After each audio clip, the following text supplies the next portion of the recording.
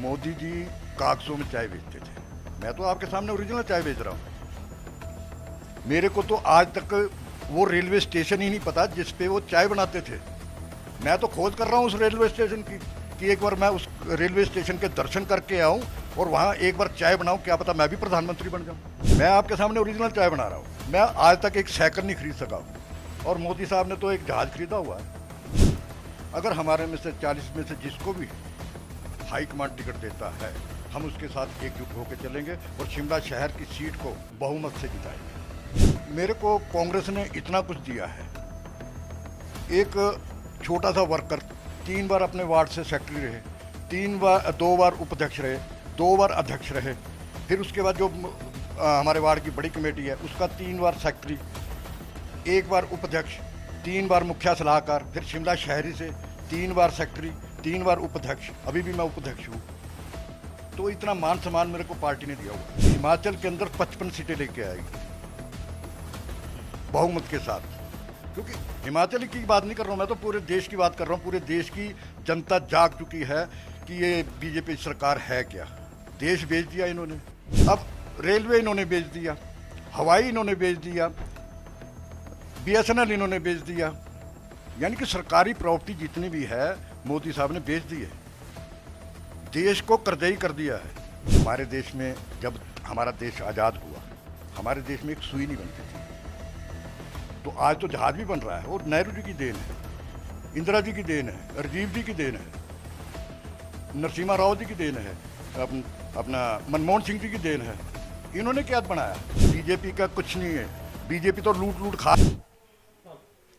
जब किसी राज्य में चुनाव होता है तो आमतौर पर टिकट न मिलने से नाराज बागी नेताओं को पार्टियां मनाती हैं, लेकिन हिमाचल प्रदेश के चुनाव में एक ऐसा चाय वाला है जिसे टिकट नहीं मिला तो उनके बागी होने से पहले ही पार्टी के तमाम आला नेता उन्हें मनाने में जुट गए। वो चाय वाला है डीके भाई, जिन्हें शिमला में डीके चाय वाला के नाम से जाना जाता है।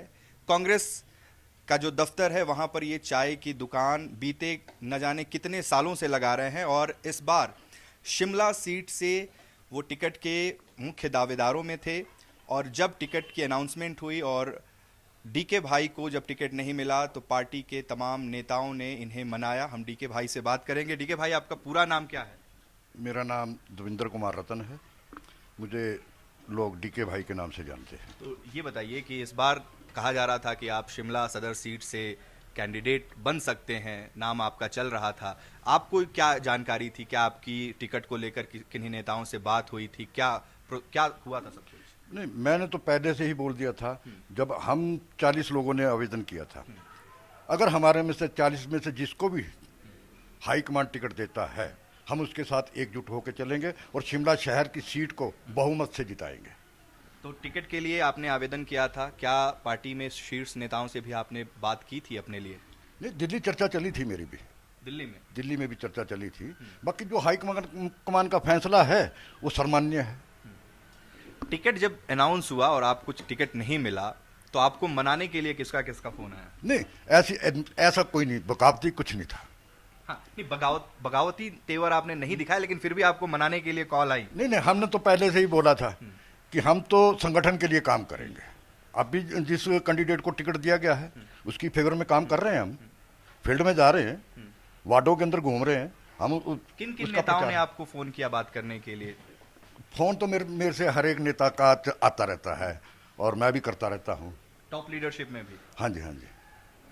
तो कितने सालों से आप पार्टी से जुड़े हैं और पार्टी को लेकर और जो चुनाव अभी हो रहे हैं इसको लेकर आपके मन में क्या चल रहा है? मैंने 1982 में युवा कांग्रेस ज्वाइन की थी। 3 बार मैं अपने वार्ड से उसका सेक्रेटरी रहा हूँ, 2 बार महासचिव रहा हूँ, 1 बार उपाध्यक्ष रहा हूँ, 2 बार अध्यक्ष रहा हूँ युवा कांग्रेस से। उसके बाद जो हमारी वार्ड की बड़ी कमेटी है उसका मैं 3 बार सेक्रेटरी रहा हूँ, 2 बार उपाध्यक्ष रहा हूँ, 3 बार मुखिया सलाहकार रहा हूँ। और जो शिमला शहरी है, शिमला शहर से मैं 3 बार सचिव और 3 ही बार उपाध्यक्ष। अभी भी मैं उपाध्यक्ष हूँ शिमला शहरी से, कांग्रेस पार्टी का? कांग्रेस पार्टी का। इतने सालों से आप कांग्रेस में जुड़े हुए हैं, आपको उम्मीद थी, आपने आवेदन किया था टिकट के लिए, नहीं मिला, थोड़ी टीस है क्या मन में कि इतने साल मैंने पार्टी में लगाए? नहीं, टीस नहीं। मेरे को कांग्रेस ने इतना कुछ दिया है। एक छोटा सा वर्कर 3 बार अपने वार्ड से सेक्रेटरी रहे, 2 बार उपाध्यक्ष रहे, 2 बार अध्यक्ष रहे, फिर उसके बाद जो हमारे वार्ड की बड़ी कमेटी है उसका 3 बार सेक्रेटरी, 1 बार उपाध्यक्ष, 3 बार मुखिया सलाहकार, फिर शिमला शहरी से 3 बार सेक्रेटरी, 3 बार उपाध्यक्ष, अभी भी मैं उपाध्यक्ष हूँ। तो इतना मान सम्मान मेरे को पार्टी ने दिया हुआ है। आप जो दुकान चलाते हैं ये कांग्रेस पार्टी के दफ्तर के ऊपर है, इसको लेकर पार्टी ने किस तरीके से आपको आर्थिक सहयोग किया आजीविका को लेकर? पार्टी तो मेरे को सहयोग करती रहती है, मेरा परिवार यहीं से पल रहा है, इतनी बड़ी देन है ये पार्टी की, और इससे बड़ा क्या चाहिए मेरे को। चुनाव जो हो रहे हैं, क्या लगता है कि कांग्रेस वापस आएगी इस बार? कांग्रेस हिमाचल के अंदर 55 सीटें लेके आएगी बहुमत के साथ, क्योंकि हिमाचल की बात नहीं कर रहा हूँ मैं, तो पूरे देश की बात कर रहा हूँ। पूरे देश की जनता जाग चुकी है कि ये बीजेपी सरकार है क्या। देश बेच दिया इन्होंने, अब प्रदेश बेचने की तैयारी है। तो इसलिए यहाँ की जनता बहुत ही बुद्धिमान है और कांग्रेस को बहुमत से जितवाएगी। मोदी जी भी चाय बेचा करते थे, वो ऐसा कहते हैं, आप भी चाय बेचते हैं, बड़ी समानता है, लेकिन विचारधारा में बड़ा अंतर है। मोदी जी कागजों में चाय बेचते थे, मैं तो आपके सामने ओरिजिनल चाय बेच रहा हूँ। मेरे को तो आज तक वो रेलवे स्टेशन ही नहीं पता जिस पे वो चाय बनाते थे। मैं तो खोज कर रहा हूँ उस रेलवे स्टेशन की, कि एक बार मैं उस रेलवे स्टेशन के दर्शन करके आऊँ और वहाँ एक बार चाय बनाऊँ, क्या पता मैं भी प्रधानमंत्री बन जाऊँ। मैं आपके सामने ओरिजिनल चाय बना रहा हूँ। मैं आज तक एक साइकिल नहीं खरीद सका हूँ, और मोदी साहब ने तो एक जहाज़ खरीदा हुआ है। क्या कोई चाय वाला जहाज़ खरीद सकता है? लेकिन उनका तो कहना है कि 70 सालों में कांग्रेस ने इस देश को लूटा और अब वो जो लूटी हुई संपत्ति है उसको धीरे धीरे वापस ला रहे हैं और देश का विकास कर रहे हैं बीजेपी। विकास तो अभी पैदा ही नहीं हुआ, 8 साल में विकास अभी तक पैदा नहीं हुआ है। अभी तो उसका जन्म उम्र ही 8 साल की हुई है। अब रेलवे इन्होंने बेच दिया, हवाई इन्होंने बेच दिया, BSNL इन्होंने बेच दिया, यानी कि सरकारी प्रॉपर्टी जितनी भी है मोदी साहब ने बेच दी है। देश को कर्जई कर दिया है जो चीज। अब लेकिन अधिकतर चीजों के लिए नेहरू जी को जिम्मेदार बताया जाता है। हमारे देश में जब हमारा देश आज़ाद हुआ, हमारे देश में एक सुई नहीं बनती थी, तो आज तो जहाज भी बन रहा है। और नेहरू जी की देन है, इंदिरा जी की देन है, राजीव जी की देन है, नरसिम्हा राव जी की देन है, अपना मनमोहन सिंह जी की देन है। इन्होंने क्या बनाया है? एम्स उन्होंने बनाया है हिमाचल में, उसको लेकर भी उसका भी शिलान्यास किया गया। वो भी अपना कांग्रेस की देन थी। MS जो बिलासपुर में बन रहा है वो भी कांग्रेस की देन है, बीजेपी का कुछ नहीं है। बीजेपी तो लूट लूट खा रही है। बीजेपी लेकिन कह रही है कि वो इतिहास हिमाचल का बदलेगी और इस बार लगातार दूसरी बार सत्ता में आएगी।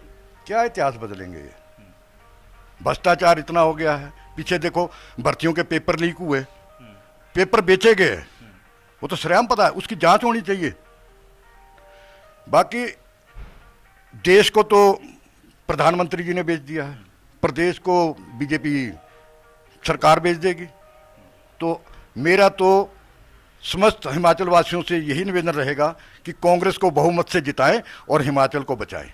तो DK चायवाला जो कि बड़े लंबे समय से कांग्रेस पार्टी से जुड़े हैं, कांग्रेस का जो दफ्तर है वहाँ पर चाय की इनकी दुकान है, जो कांग्रेस के नेता हैं यहाँ आने वाले तमाम लोगों को ये सालों से चाय पिला रहे हैं। इनका ये कहना है कि कांग्रेस पूर्ण बहुमत के साथ हिमाचल प्रदेश की सरकार में वापसी करेगी। उत्कर्ष कुमार सिंह, अनसीन इंडिया, शिमला।